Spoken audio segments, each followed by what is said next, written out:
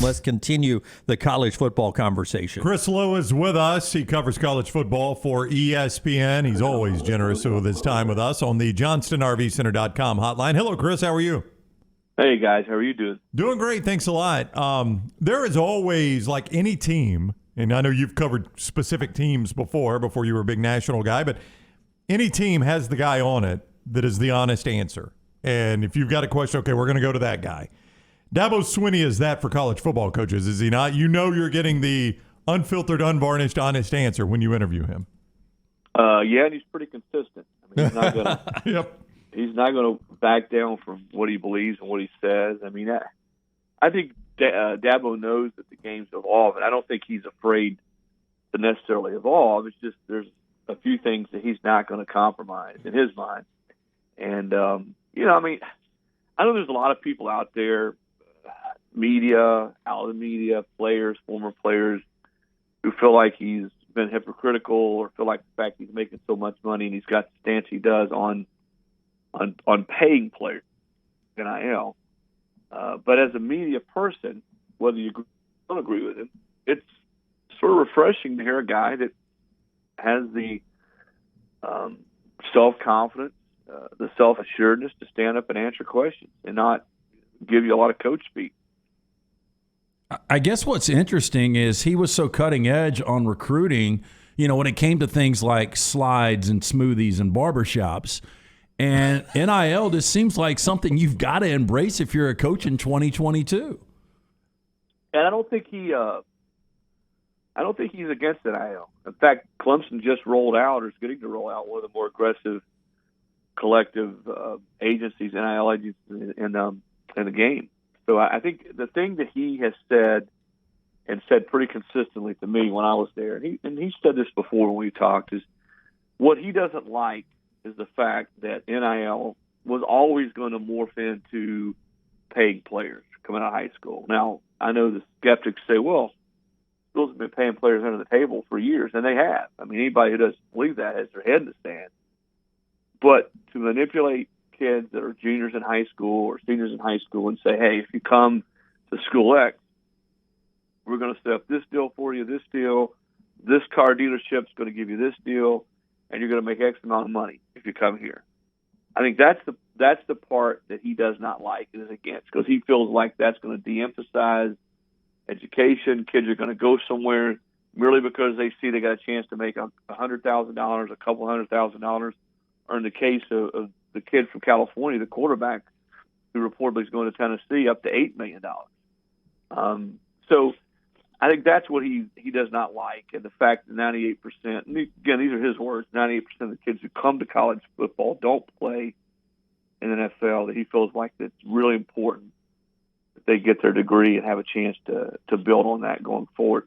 He said, again, I want to emphasize this, he times in my interview, that he thinks it's a good thing that when kids get to school and they build their image or their likeness, like a Trevor Lawrence at Clemson, like a Travis Etienne, that they do have a chance to make some money and earn some money based on their name, image, and likeness. It's just the fact that he sees what this is going to become, and we all do.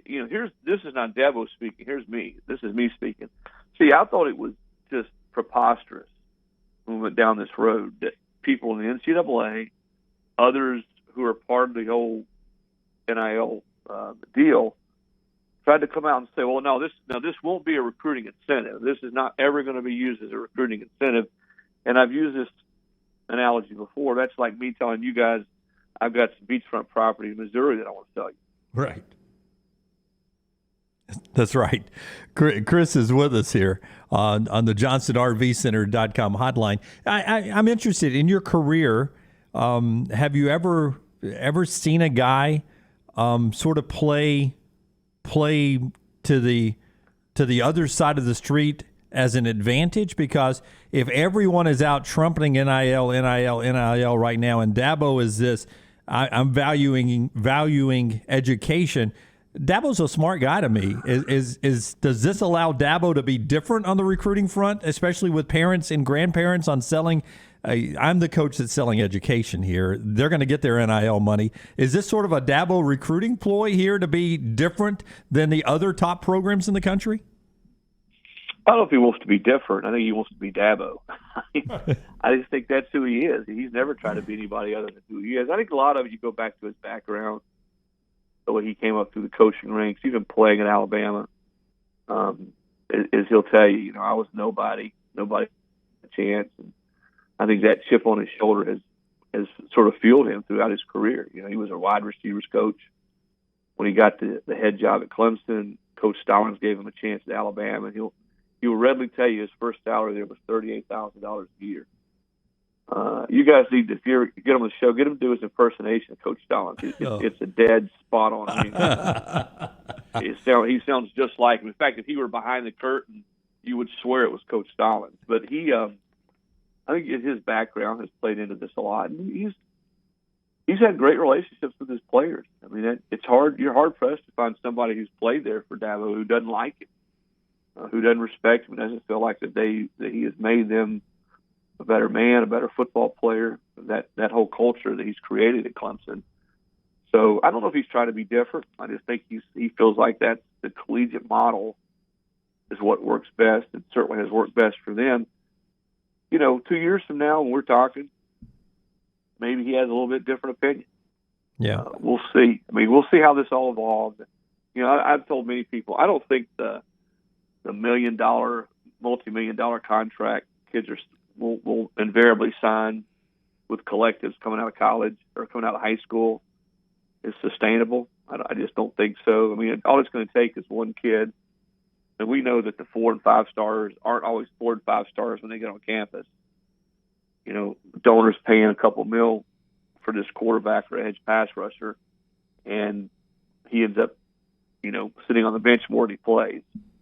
That's not going to be the kind. People with a lot of money don't just typically give it away for no reason over and over again. And so I think that's the thing. I think the other thing too, Dabo, and just sort of, I know maybe I'm long-winded here. The other thing that he's worried about is that he feels like fewer kids will get degrees with the marriage of the transfer portal and NIL. They'll start skipping around, and because of some money here and some money there, that fewer will actually get degrees. And a lot of them will get caught up, as we see now, the astronomical numbers in the transfer portal. There's not going to be a lot of places for some of those kids to go. Do you think, or this is your opinion, not Dabo's, that his stance on this, when they see the headline, Clemson Tiger coach Dabo Swinney says there needs to be, quote, complete blow-up of college football, are there people using that against him on the recruiting trail? Do you think so, and does he think so? Well, I guarantee you people are using it against him. I mean, people use it against every school on the recruiting trail. If there's just a glimmer of a hint of that some school's in trouble with NCAA or being investigated, or a coach is not, for his players, or in this case, not a big proponent of pay for play, then absolutely they'll use it against him. And I'm sure Clemson uses stuff against other schools that they on kids they recruit. I'll say this about Dabo: a lot of things that Dabo said the other day when I talked to him, I've heard behind the cloak of anonymity from other coaches around the country who just don't want to say it publicly about the portal and the NIL, specifically about sort of trying to navigate both those worlds and how they fit together. I had one coach tell me, one highly successful coach, even before I talked to Dabo, that he, in his words, what you've got now, and this is Dabo's concern too, is mega tampering. So if you've got some really good players and an NIL agent or attorney reaches out to him and says, hey, listen, you had the transfer portal, and when I could set you up with this school and this school and this school with this deal, this deal, and this deal, and get you this amount of money, and I think they can play you this way and that way. And kids are going to start doing that. I mean, in a sense, you saw that with Caleb Williams last year. Not so much the NIL stuff, but he came out and said, or his dad, hey, the only way we can do this legally is to get in the portal and then talk to other schools and see what they can offer us, where he can go and they're best going to be able to develop him into an NFL quarterback. Well, that same thing's going to happen with NIL deals. And tons of coaches I've talked to are scared to death of that it's just going to become a free-for-all with tampering. It seems like a big year for Dabo. I know he's coming off this 10-3, and a lot of people around here would equate it to Nick Saban in 2010, and the very next year they won a national championship. But Dabo losing both coordinators, for them struggling, did you sense any pressure? Not that Dabo would ever in a million years lose a job at Clemson, but is there extra pressure for Dabo to get back to a college football playoff this year? I was talking to to Steve Spurrier about that a couple of weeks ago, and he was joking about, Dabo only won 10 games last year, and they're on him. He said, that tells you right there that they're right there at the elite of the elite. And, he's right. He's right. They went to the playoffs, Clemson, 6 straight years. 6 straight years they went to the playoffs. And they win 10 last year. They don't go. And, they're not real far off last year from going when you think about it. They lost in double overtime to State. It was a 3-3 game against Georgia there until, Georgia gets the turnover. So, I go back to Alabama, and I said this a couple times this week when I've talked to people. What was the narrative at 14-15 at Alabama when they lost to Ole Miss? Certainly, a couple years in a row. I guess the first loss. Remember the narrative? Well, this may be as good as it gets. Maybe the dynasty's over. You guys remember that. Saban was losing coaches. Guys were sort of coming and going. Well, I think it's safe to say that the dynasty's not over in Tuscaloosa. And I think Clemson has an advantage over Alabama in that they play in a weaker league. And they just do. I know ACC people don't want to hear that, but it's the truth. They don't play the gauntlet of teams week in and week out that Alabama or LSU or Georgia, certainly in the West. So I think that helps them. And, if you win the ACC championship with one loss, chances are you're going to get the playoff, especially as we continue to evolve in college football. And we're going to get, at some point, when they quit haggling over stupid stuff, we're going to get to a point where there's 8, 10, 12 teams. It's going to be an expanded playoff. And once you get into the playoff, anything goes. I think Clemson has proven on big stages over the last 6, 7 years that they're pretty darn good, that they can play with anybody.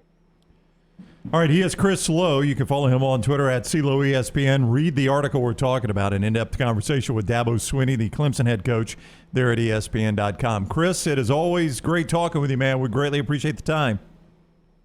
You bet, guys. It's good to be with you. All right, buddy. Take care. Chris with us on the JohnstonRVCenter.com hotline.